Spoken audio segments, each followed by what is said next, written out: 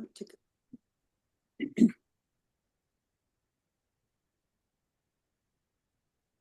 Hello, I'm Jennifer Bitman, the author of the Arlene Francis biography, All Three Channels.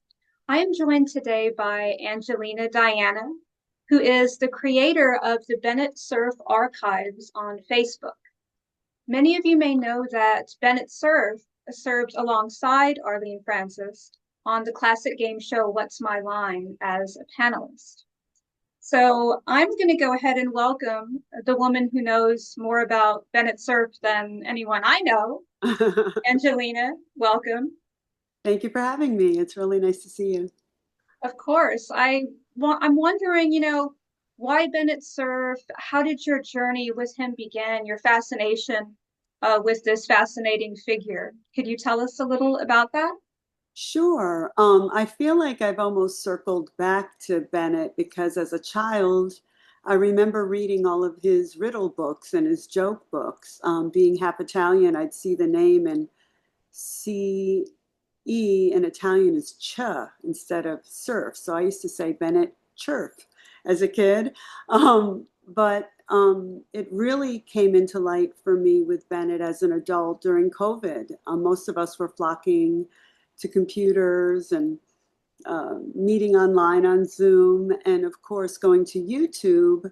I was drawn back to the What's My Line episodes that I remember seeing mostly in color as a child, but was drawn to watching that and was found myself with the panel always going to the right, where Bennett mostly sat, and was just charmed and fascinated and intrigued. So that's how it came full circle. And I remember the name and embarrassingly saying, "Oh, it isn't chirp, it's surf."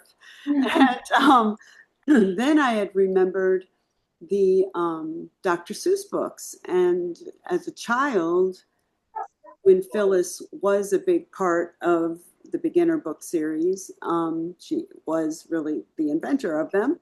Um, Her name used to be listed. If you look at the Dr. Seuss books today, they're completely not listed anymore. But her name was there under Dr. Seuss, Phyllis Cerf. So it was kind of like full circle of my childhood, and then an adult going, "Oh my goodness, you're a very fascinating person, Mr. Cerf." So that's how I got interested again. I love that. And it's funny you mentioned your misunderstanding of his name pronunciation, because I found Arlene Francis very much in the same way, watching What's My Line, decades after it had originally aired with all of the reruns and the wonderful YouTube channels that we have.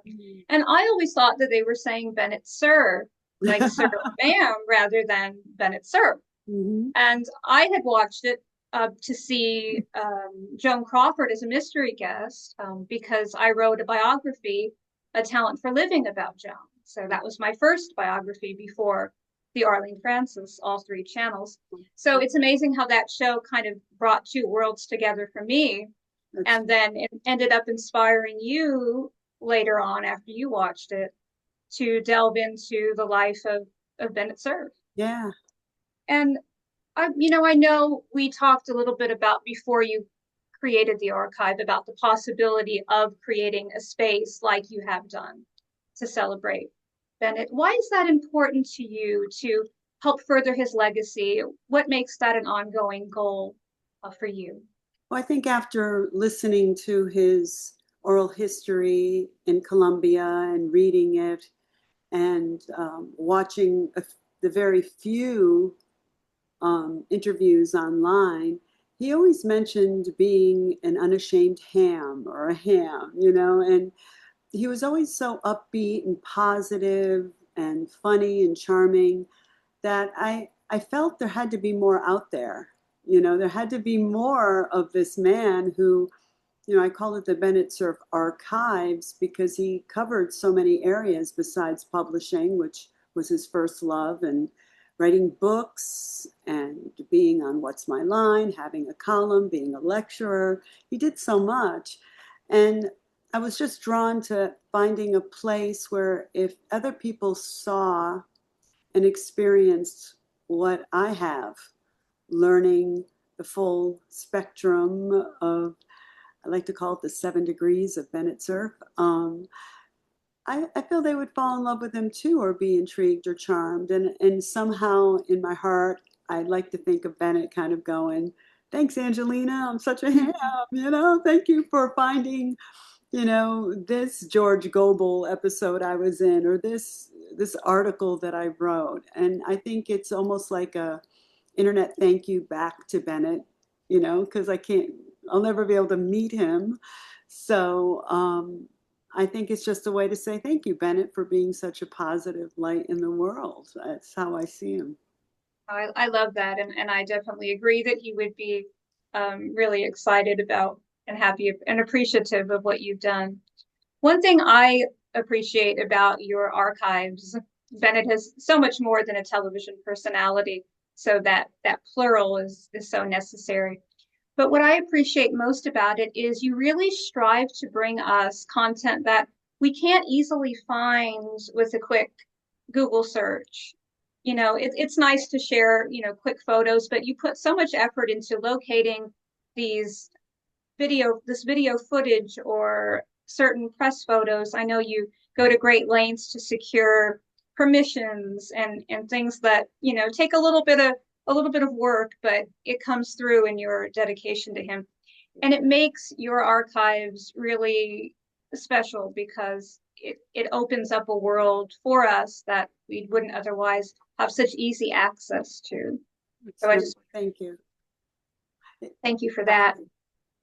One of the things that you recently shared, and I had the privilege now of being able to listen to it after many years of wanting to, many of Arlene Francis's radio episodes, she was a radio host on WOR for decades, but many of them have been lost or buried in archives that we can't easily retrieve. But you were able to access an episode where she does, I guess we would call it a tribute or a show in honor of Bennett very shortly after his passing. I believe it was the day before his funeral. This was recorded live at the time. Mm-hmm. And it was so wonderful to listen to it. And what stood out most to me was just how enthusiastic the guests were in remembering how enthusiastic Bennett was. I mean, his zest for life, he was just someone that was always happy according to his friends, and I just loved that they were able to bring out and share that part of him. Yeah, it was such an outstanding memory. Oh, well, I'm glad you got to listen to it. And I was floored when I first heard it. Of course, I think being a former radio person, I can tell that this was not an air check or a broadcast copy. Somebody at home or from their home had recorded it because there was more static in it than there is now. I did my best to remove it. But I really loved the fact that each person knew Bennett so well. They really understood who he was, what he stood for, his love of music. I mean, his love of laughter, his love of being on TV. They had Jerome Weidman on there, who was an author and knew Bennett for a long time. Arthur Schwartz was there. He was a part of Dietz and Schwartz musical genius writing team. And Howard Dietz was a friend of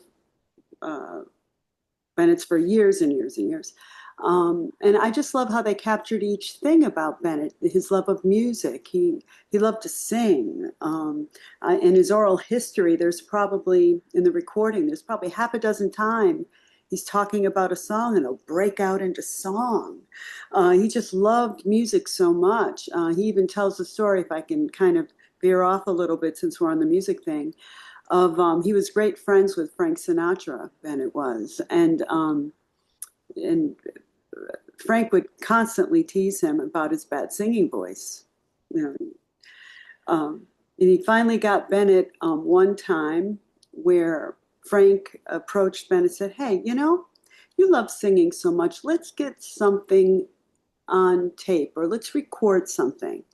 Come into the studio. So Bennett goes into the studio, and there's a band there, and typical recording studio, two mics, and Frank says, "Let's record Winchester Cathedral." Dun, dun, dun, dun, dun, dun, dun. So they sing the song. Bennett is thrilled, excited. Oh my goodness, Frank must finally think I have a great singing voice. Christmas was around the corner, and as the Cerfs were known for, they had a big Christmas bash. And Frank Sinatra gets up in front of the crowd and says, "Everyone, I have an announcement. I am releasing new music in the spring, and I have a sample of it now that I'd love you to listen to." And he plays a song, and it's Winchester Cathedral, but Frank took out his voice, and it was only Bennett singing horribly off key. And he laughed so hard about that as he's telling the story. And that's one thing about Bennett. He could laugh at himself. He was just he loves laughter. I know that's a little off subject, but No, I love we love that. the music, the music. And you're right. I think in just that short 40-minute radio show, they really captured his publishing. They captured his personality, his love for What's My Line. I mean, there's a story where Bennett approaches Mark Goodson, because Mark Goodson's on this program too, and he says he wants more money. And Mark talks to people about it, and he said, "Okay, let's give Bennett a little bit of a raise." And then the next day they were scheduled to have lunch, and Bennett said, "You're just so foolish. You didn't have to give me a raise. I would have done the show for nothing."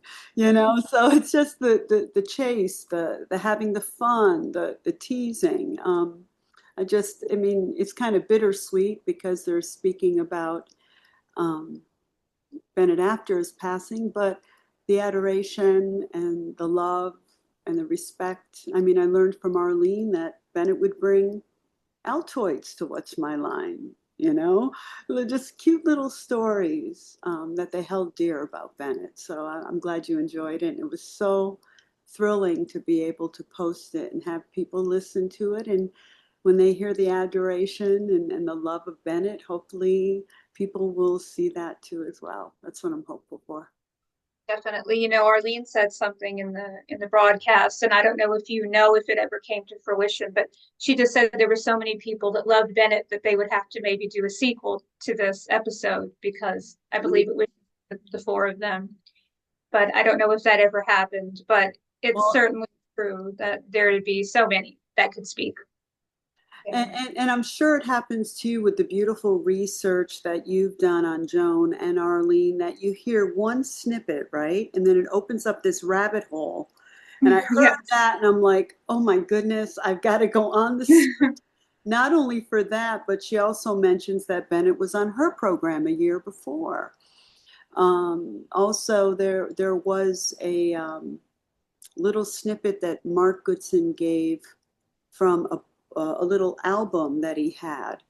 And it was, um, uh, there was a producer that was going to, um, 2 weeks before Bennett passed away, they were interviewing him to have his own show. Really? Yes, and the name is escaping me. It's one of the producers from What's My Line? Forgive me, I'm forgetting his name. But yeah, I have the recordings of this too, which I'm going to clean up, where he interviewed Bennett for about 6 hours, different days, talking about his life to try to create and produce a new show that Bennett wanted to do on television. And I nearly jumped out of my skin when Mark Goodson said, he read the first page, and I think it was something like, "No other person in history can say that he knew Gertrude Stein or brought Ulysses to America than Bennett Cerf." And there's a whole album out there somewhere that this producer put together. Wow. And so I want to find that too. But just to know that Bennett was, to the very end, was working to get back in television, still loved life, you know. So, but I'm sure you've been down the rabbit hole too with your subjects. When you hear one little thing, you're like, where can I find Yes. that? Yeah, sometimes you're looking for one specific piece of information and you don't find that, but you find something else entirely different that you never even thought you would find. Yes, So it's such an important process, I think the research is. it is. Which brings me to a question I wanted to ask you. In all the research that you've done so far, because I know it's an ongoing passion, same for me. Yeah. Is there anything that has surprised you at all about Bennett that you've learned? Well, I think two things. One in particular is when his trip to Russia as a young man. It was the first time he went to Russia with some friends, and he was a single man. And he went over there and quickly, I think he went there for like 3 months.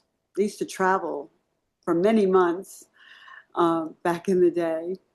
And he almost fell in love with a Russian girl. The translator and the guide that was taking them around, her name was Minna Vinner. Minna Vinner, what an interesting name. Um, Started dating her while they were in Russia. He bought her clothes and romanced her, and he even had thought to bring her back to New York, but had realized that maybe perhaps their two worlds might not collide as well or work out as well. But during that trip, Bennett was always trying to play practical jokes on people or try to get ahead of people. And at one point, I don't know my Russian geography that well, but they were sailing from one area and then at one point would have to take a 2.5, 3 day journey to get to another portion. But Bennett was impatient, so he found someone to fly. So he and his new girlfriend um, went on this plane and unfortunately hit some bad weather and ended up landing in a rural part. A general was flying them, and ended up going into this rural part of Russia, and had to stay overnight in this. I mean, the heroism just going through the storm and everything, and the way he spoke about it, to be so brave to do that, just to play a joke on his friends and get there before everyone else. And the kicker of the whole story was that because of the delay, he arrived only 30 minutes before his friends. But instead of telling them right away, he and his girlfriend went into breakfast. They walk in and he's like, "What took you so long?" Uh, Mhm. so I think the surprise is just his zest for life and adventure. He even went into Spain during a war, was dating a girl, and found out that his brother was a prisoner, and he Right. flew into Spain to rescue his girlfriend's um, brother. I mean, just his heroism, practical jokes. I think getting none such press in 1928. When other during the Depression, people were collecting these books in the 1920s were beautifully made, and books in England were even more beautiful. And in the mid to late 20s, people would just buy them as collector's items. And every publisher was trying to get None Such Press as a customer so that they could sell more in America. And Bennett was looking at his partner. He said, "Hey, Don, I'm just going to go to England and speak to the owner." And he did. And the first thing the owner said, he goes, "You're a publisher? Do you know how many publishers are knocking at my door?" By the end of the evening, I think with Bennett's charm, he had secured None Such Press. Just his love of life, his zest, and just go for it. I think that's not as always apparent watching What's My Line, and I think learning that was a surprise, a wonderful surprise. Yes, I love hearing that. And, it's kind of reminds me of something Arlene mentioned in the radio broadcast. I almost wanted her to share a little bit more, but I know she was being very generous with allowing everyone to share their thoughts. But one thing she did mention personally was this sort of contrast or combination of a childlike quality that Bennett had alongside this, brilliant, successful man. And somehow those two worlds made him so unique. Hmm. And I think that's what really is coming through in your surprising research, because he merged these two worlds and these two sort of a personality with this, business minded, brilliance, yet he never lost, the thrill of playing a joke or Yeah. taking a risk, some things that are put to the side sometimes as we get older, but he was able to keep that. And, you see him in later years, like on the syndicated version of What's My Line. Once the CBS run ended, they did a syndicated version with Arlene still on the panel, Right. and then different panelists alongside her. I always wish that Bennett would have been a permanent panelist on the syndicated version, but he was a guest panelist. He was a mystery guest a few Yeah. times. And you could just still feel and see his enthusiasm, as if a day hadn't gone by from back in the old days. And one of the things you mentioned that reminded me of something that I always noticed about Bennett is when he wanted the raise, and then, they gave it to him. I'm sure very well deserved, but he said, I would have done it for free. That really comes through because his joy and his love for that show, What's My Line, really came through. It didn't seem like something he had to do, or it Hmm. just seemed like he was sitting around playing a game Yeah. with his friends. And when he was on years, later on the syndicated version, they spoke to him for a few minutes after his identity was revealed as the mystery guest. Yeah. And, he spoke on how much he had missed the original series once it was canceled, and he said that it took him, I don't know how long before he would, dress up, put on a tuxedo around 10:30 every night, prop up a picture of John Daly, who was the host Yeah. back then, and cry like a Like a baby. baby. I Just know. and you just want to hug him because, I you can feel his nostalgia know. and the sadness there, but also the joy, and just that he retained Yeah, it's true. throughout his life what he projected on screen when he was on television, and certainly behind the scenes, because his friends have so many similar viewpoints about his exuberance. Yeah, it's very true. And that's what I really what stands out to me about him That's and beautiful. what he has. We've talked a lot about the various facets of Bennett, but this is going to be a hard question, but I know you're well equipped to answer it. Oh boy. In everything that Bennett has accomplished, what do you feel is his greatest contribution? Oh boy, that is a hard one. I know. I feel like he gave everything to everything that he did. So I'd have to go with his first love of publishing. Um, being able to bring Ulysses to America in 1933-34, working with Gertrude Stein, um, Anne Ryan, so many.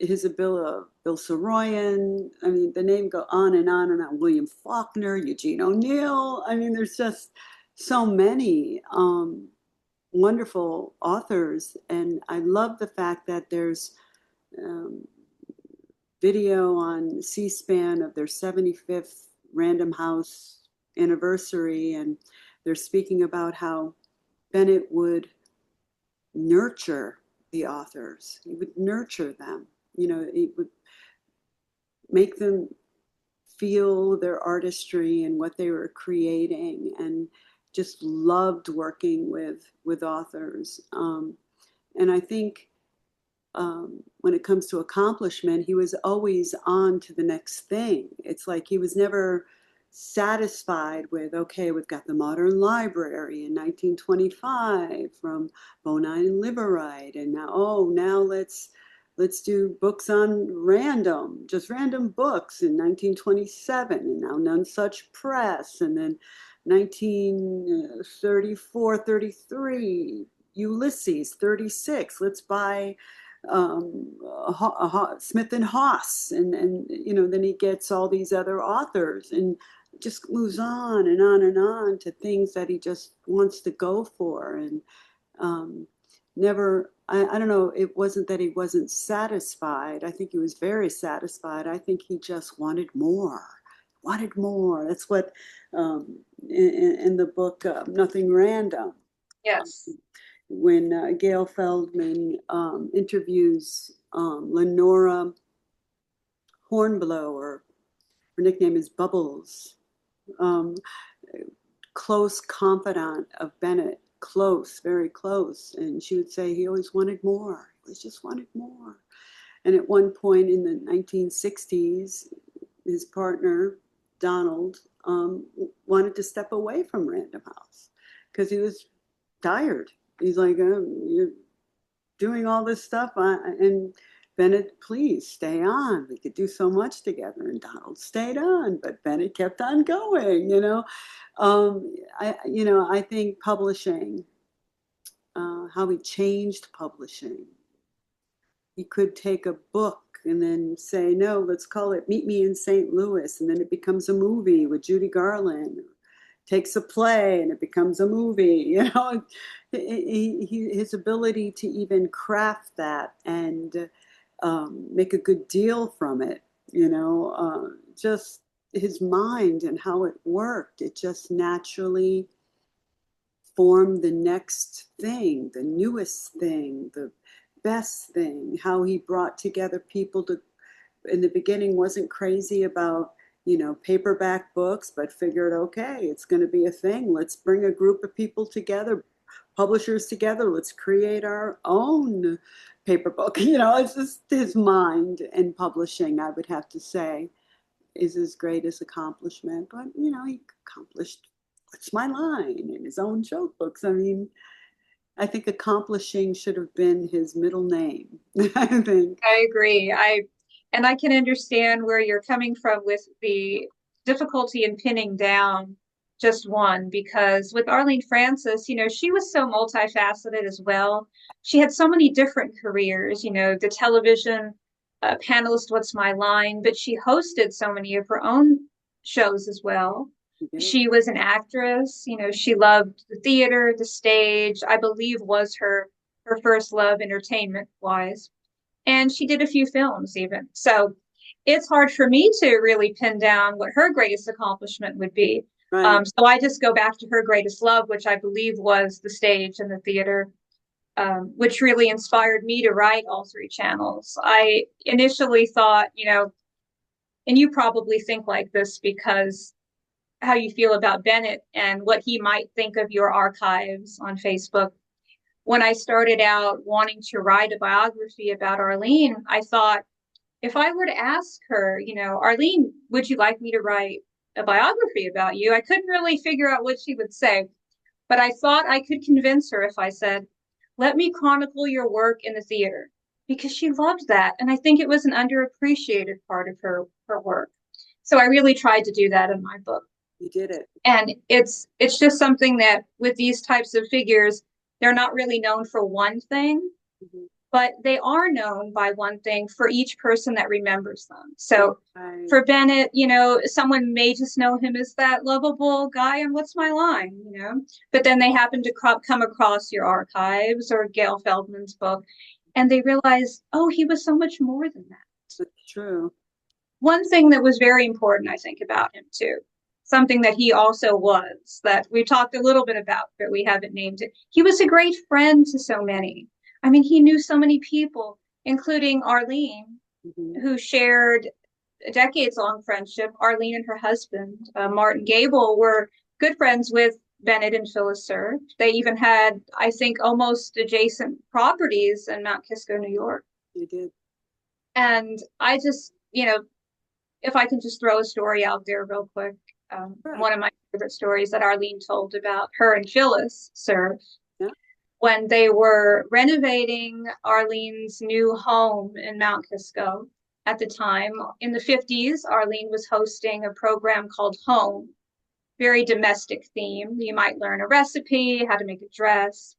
So one particular program airing around that time was how to install your own carpet using squares, kind of like you would install a wood floor nowadays. Mm-hmm. So Arlene thought that would be a good idea for her new home in Mount Kisco.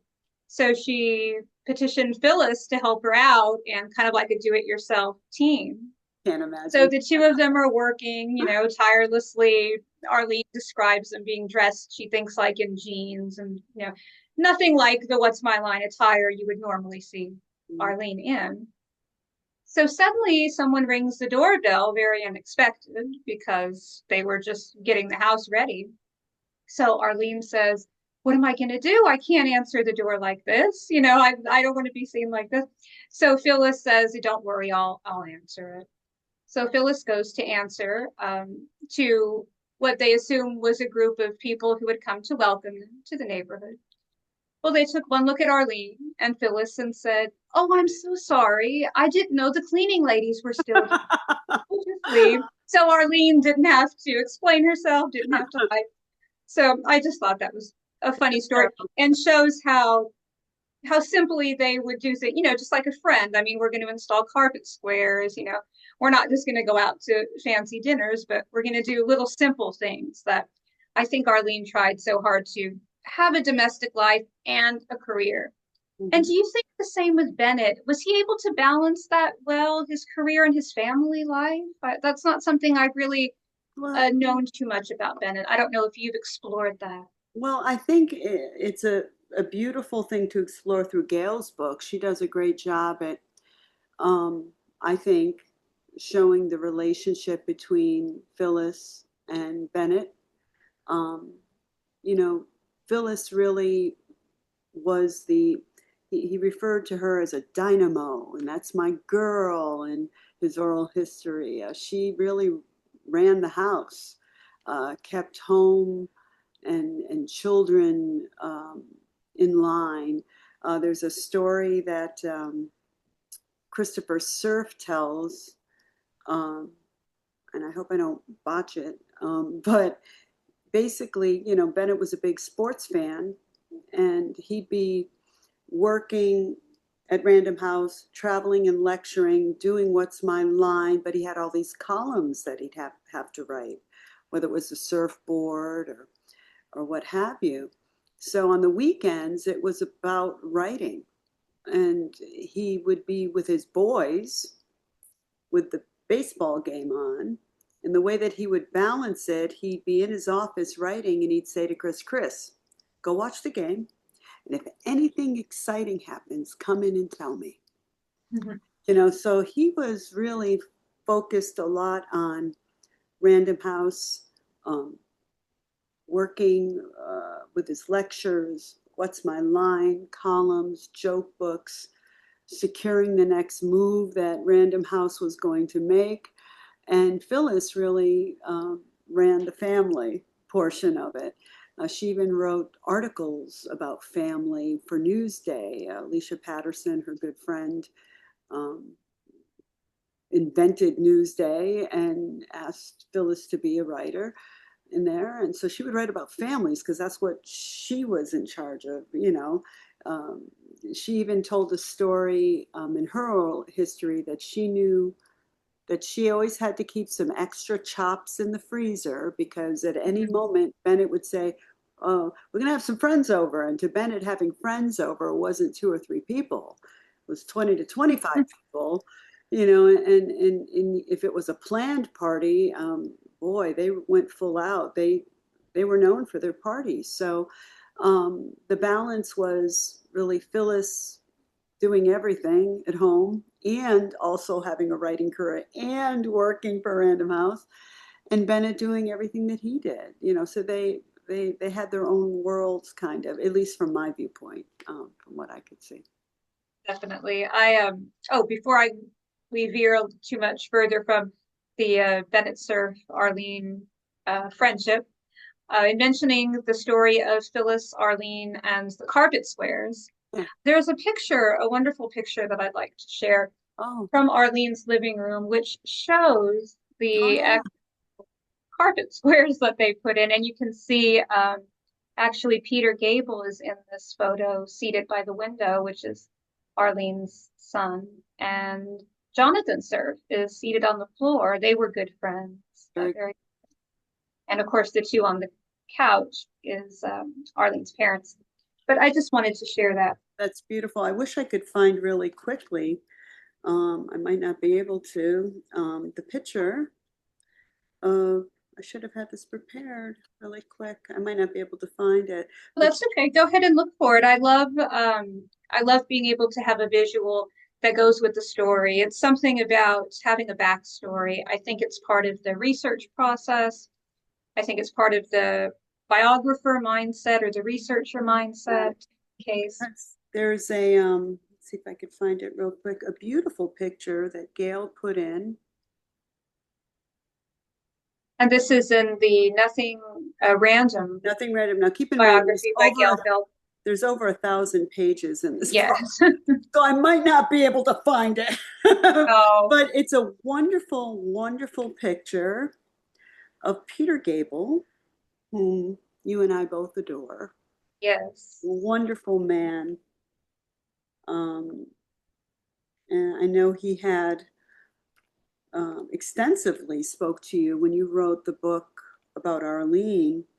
Yes, yes. I was very honored to have many meetings with him, virtual meetings, as we did, to discuss his life with Arlene. And then he was so involved also in the process of each chapter. You know, I would send it to him after I wrote it, and he would always give me such thoughtful notes and details, which were so helpful to me. And Yeah, I don't think I'm going to oh, be. I will always be grateful for that opportunity, definitely.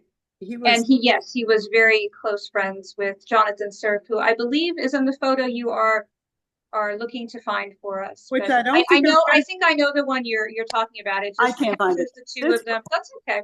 over 1,000 pages. Yeah, we So, definitely understand. wonderful, wonderful book, though. Excellent book. I've not finished it, but I've heard so many good things about it. As sort of the definitive Bennett Cerf bio. He wrote a memoir, I believe, Did correct? at But random. there is no, yes. But this is kind of like, I think, for this generation. Yeah, the story of that goes in 1967, 68. He was interviewed by Robin Hawkins through the oral history department of Columbia University, where Bennett graduated from the Columbia Journalism School there.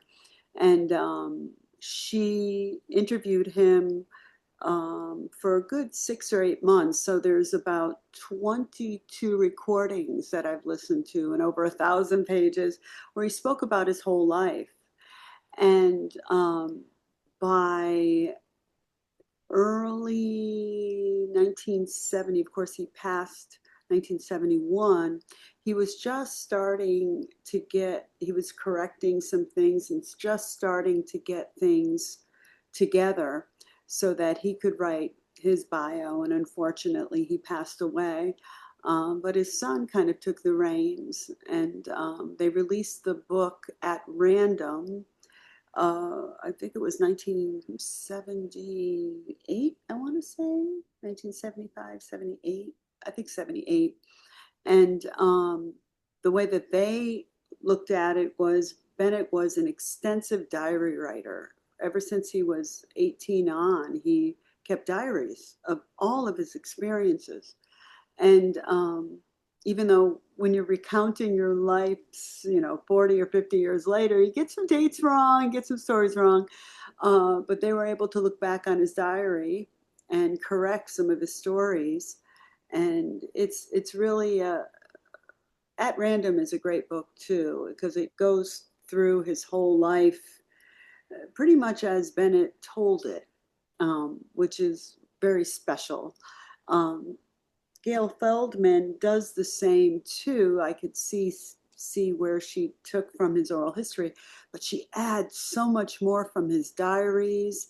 And if you ever want to know more about publishing, which is such an interesting thing to me, this to me is the definitive book on publishing, because Bennett really shifted publishing in a big way and for the last century, and there's still some impact on it now. But At Random is a wonderful bio as well, and it holds a special place in my heart because when I reread it, I can hear Bennett's voice from the oral history telling it, so it's really a wonderful book. I love that one too. Yes, there's something about that. You can almost hear a person's voice through their writings, especially with Bennett. I mean, because he did the oral history and it's so easily to be brought to memory when you read. He sort of comes to life on the pages, I would think, which happens for me and which I try to create for readers when I write. So I can definitely appreciate that process. I just learned recently through the wonderful radio show that you posted in tribute to Bennett that he was preparing to write an actual biography. I had not known that. I think Arlene was almost a little surprised and saddened to know that that wouldn't come to fruition because she said he had so much life to chronicle. But then one of the guests noted that the oral history that he's left behind, I mean, is is so uniquely special. We don't have that from everyone. I mean, how That's wonderful to hear it. It's like, but that's why we love audiobooks today, especially if they're read by the author. In our case, or in my case, my subjects have passed, so that's not possible. But I think within their leaving their essence on the page, one can hear, yes. through the words. So I appreciate that. And we've talked so much about Bennett today. There's always so much more to be learned and to be said. But do you have any favorite stories, any parting thoughts, anything that we haven't touched on that you want our viewers to know about Bennett? Wow. I think I'll speak personally because I never got to meet the man, but the fact that you don't meet someone, but they have such an impact on your life, there are days I wake up and I'm feeling lazy or I don't want to do anything, and I think, what would Bennett do? Come on, he wanted to live. He told William Saroyan one of the last things he said. They were walking on a beach, and um, he just said, Bill, I just want to live. I want to live life.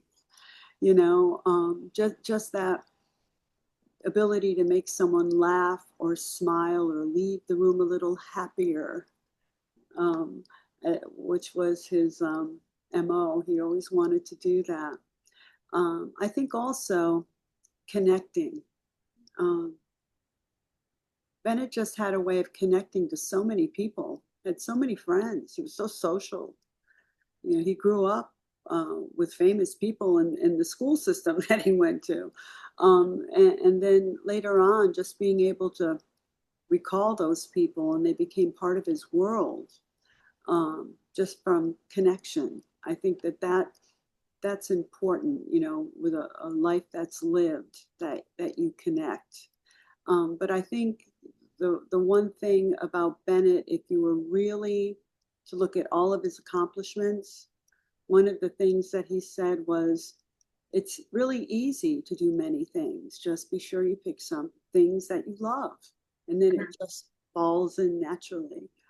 Um, so I think while Bennett, as Gail says in her book, when she looked at his diaries, it was a lot of doing. Bennett liked to stay busy. I think I might have shared with you at one point a story of, I think Mark Goodson talks about it. You might have heard it, where they're at Mount Kisco and they're all sitting around the pool relaxing, and Bennett wants to play tennis and nobody will play tennis with him. So he gets on the phone and calls 17-year-old Peter Gable to play. He's got to keep on doing things, keep on doing things. So I really think that just the the ability to do what you love, um, to share it with others, to feel connected to others, uh, have a good pun or a laugh or a good story to tell to make somebody happy, to make them feel wonderful. For example, the pun that Bennett tells on What's My Line about John Daly. He says, when John was a little boy, lived in a little village, and he used to watch the mounted police go by with the horses, and he was so fascinated with it that he decided one morning to go up to the horse and feed it a donut. And the horse loved it. I just felt like it was, John felt all the joy in his heart. I fed a horse a donut. So John, as a little boy, decided to do this every morning. A couple of weeks went by, every day, feeding this horse a donut. One morning, he woke up excited, asked his mother for a donut, ran out, saw the horse. Stop, hey, here's a donut. And when he fed him the donut, the horse bit him. And John's feelings were hurt in more ways than one. And John's little eyes looked up at the mounted police and said, Sir, officer, I've been feeding this horse donuts for weeks, but today it bit me. Why? And the police officer looked down and said, I'm sorry, son. This is a horse of a different color. Oh, that's Bennett, yes. Bennett, and the thing that Bennett would say, and of course he told the joke much better than I just. No, I was thinking you did But very well. but here's the thing: people go, "Oh, Joe," and then you'd hear someone telling it in the next room, the Right. same joke. So that to me is Bennett, and if you're fascinated with anybody like that, come to my Bennett Cerf Archives page. I'm sure you'll learn more about him. And I want to thank you so much for the opportunity to share a passion of mine. I appreciate it. Of course. I was just going to say, what can we expect next from the archives? Anything special that you've got prepared Yeah, or well, next? I'm actually, I don't know if I have it with me. I do. This is what my next project is. Wow. This is a press photo, and it's from, I think it's right down here. I think it was 1968. Bennett was a guest host for a week on the Mike Douglas show. Oh, And I know there are some people that have rights to the Mike Douglas show. I've been feverishly writing to them and trying to see if I can get some copies of this. I would really love, I mean, just look at that's classic Bennett. Look at, they're laughing. yes, that is. I It just, mean, it's Bennett all over. That grin, that funny grin that he has that I love so much. And this is another thing too. It's Art Linkletter.